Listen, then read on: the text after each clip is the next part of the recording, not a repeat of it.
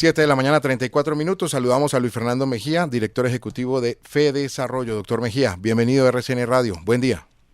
Hola, ¿qué tal? Muy buenos días. Gracias por la invitación. Un saludo muy especial. ¿Qué tan posible, qué tan viable es esto que planteó la ministra de Minas y Energía, Irene Vélez, ayer desde Portugal? Revisar esa fórmula y llegar a tener tarifas diferenciales en el precio de la gasolina.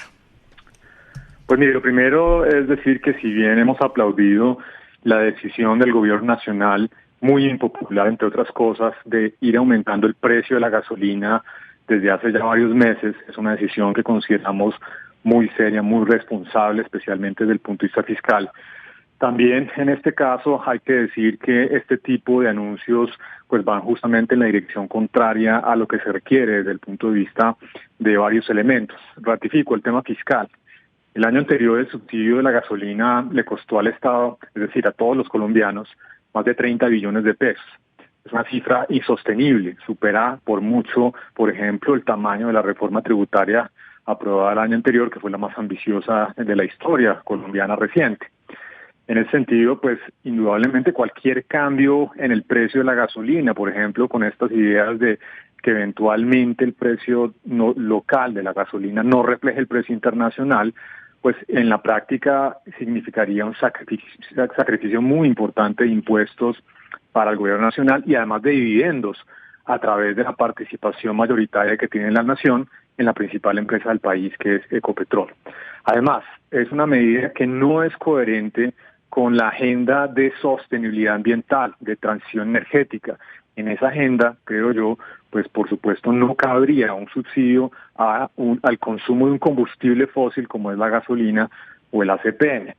Y finalmente, otro elemento que también va en contravía de eventualmente tomar este tipo de decisiones es la incidencia al contrabando. Es muy probable que, que en la medida en que el gobierno fija un precio diferencial, pues que esto genere unos incentivos enormes a pues que la gente empiece a comprar el precio de la gasolina más barato, donde esté, digamos, focalizado en ese sentido, y empieza a vender ese precio de la gasolina con un diferencial, ganándose justamente pues esa plata frente al precio general nacional. Así que esos tres elementos, el tema fiscal, el tema de la coherencia con la agenda ambiental y los incentivos al contrabando, pues nos dan esa visión de que pues esta discusión creo que no es una buena idea y ojalá más bien el gobierno continúe en el camino que ha venido recorriendo en los últimos meses.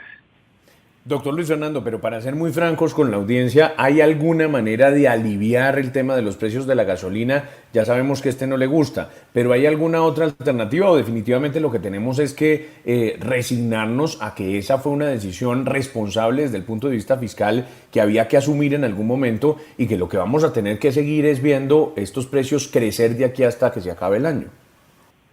Pues mire, yo le diría que tal vez uno de los pocos caminos que uno podría eventualmente pensar es subsidiar el transporte público, que además tiene pues justamente esa visión no solamente de sostenibilidad ambiental, porque sabemos que por ejemplo cualquier bus, Transmilenio, cualquier transporte masivo pues genera obviamente menores congestiones y por ende menor contaminación ambiental por un lado, y además es una medida que es muy progresiva porque la gran mayoría de personas que utilizan el transporte público son personas naturalmente vulnerables o de clase media. Entonces, ese podría ser un camino que obviamente es difícil por la coyuntura fiscal.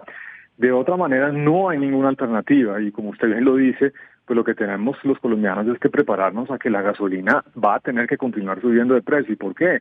Porque el precio internacional ha venido subiendo en los últimos 2 años y no existe ninguna capacidad por parte del Estado colombiano para mantener un subsidio anual que supera los 30 billones de pesos. Así que, pues para allá vamos, ojalá continuando con esa gradualidad y pues ojalá de nuevo, pues en estas discusiones no se empiecen a tomar medidas que lo que hacen es generar costos para el gobierno nacional y además ser incoherentes con la agenda de sostenibilidad ambiental. Doctor Mejía, ¿cuál sería el camino legal para subsidiar el transporte público? ¿Eso se haría mediante un decreto o se requiere una ley? ¿Cuál sería la fórmula? Pues mire, eso por supuesto en algunos casos ya hay algunas autorizaciones de orden legal, eventualmente también sé que requerirían algunas modificaciones y seguramente algunos decretos de orden local, pero yo le diría que obviamente el tema más difícil no es el tema de orden legal, porque seguramente eso se podría hacer, el tema más complicado es, bueno, de dónde sale la plata, ¿no? quién va a poner la plata, si es el gobierno nacional, si son las entidades territoriales. Usted sabe las necesidades tan grandes que se tienen no solamente desde el punto de vista de las finanzas del gobierno nacional, sino también de las propias entidades territoriales, los departamentos y los municipios. Así que lo pongo como una alternativa sobre la mesa, pero ratifico que es una medida que seguramente va a ser muy difícil de implementar, porque pues la pregunta de fondo es, bueno, ¿de dónde va a salir la plata? Y esa misma pregunta, creo yo, también se debe hacer en esta discusión de eventualmente focalizar o generar un precio diferencial. Bueno, ¿de dónde va a salir la plata en un contexto en donde las finanzas públicas pues realmente siguen estando muy apretadas? Le agradecemos a Luis Fernando Mejía, director ejecutivo de FEDesarrollo, por estos minutos aquí en RCN Radio. Doctor Mejía, buen día. Gracias. Gracias, con mucho gusto. Gracias por la invitación y feliz semana para todos.